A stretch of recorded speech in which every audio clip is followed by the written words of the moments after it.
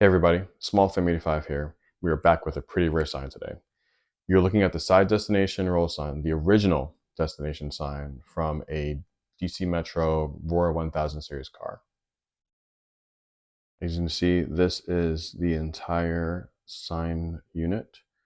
So this would be a self-contained box in the car. And the display on there right now is for the orange line to Vienna. This sign is double-sided, so you have an exterior destination display, and on the inside you have a route map.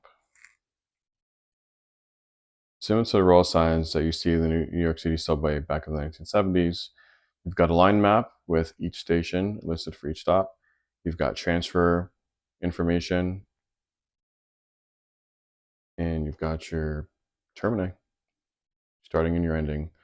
Now the transfers are a little different because it's just a color, it's not a color and a number. And because there was not too much interlining in the Metro, you just got a simple routing line. Here we can see the sign was made by Teleweld with all the part information.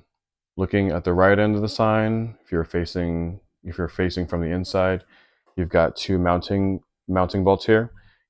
These were connected to an angle iron that were connected to the body of the car.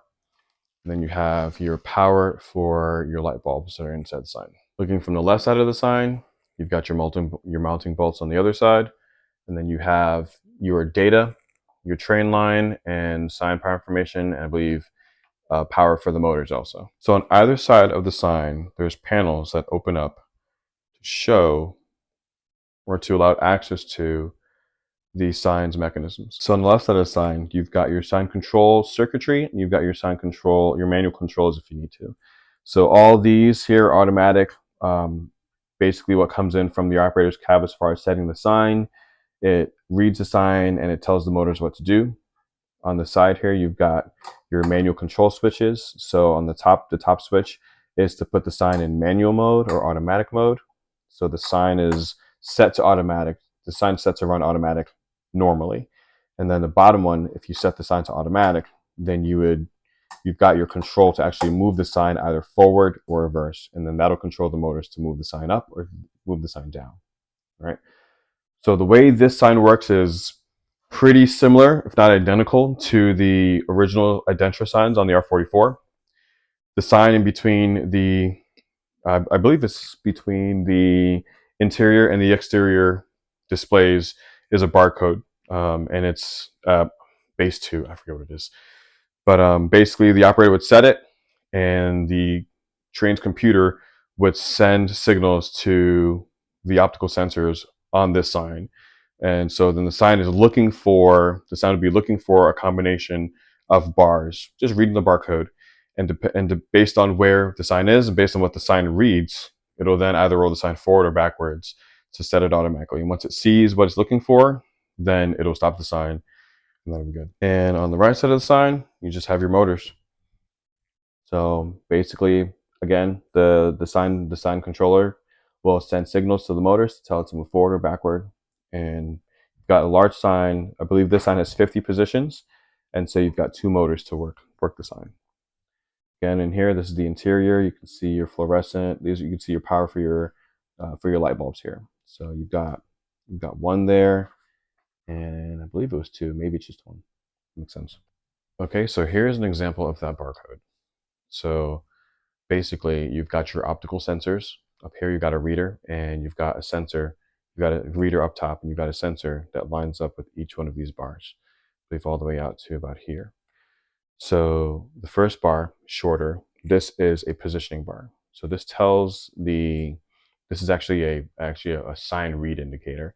This tells the sign computer, that, hey, you are actually reading a sign. This is just in case if there's holes in the sign elsewhere, if there's damage or something like that, and light gets through the sign and it lights up one of the other opticals.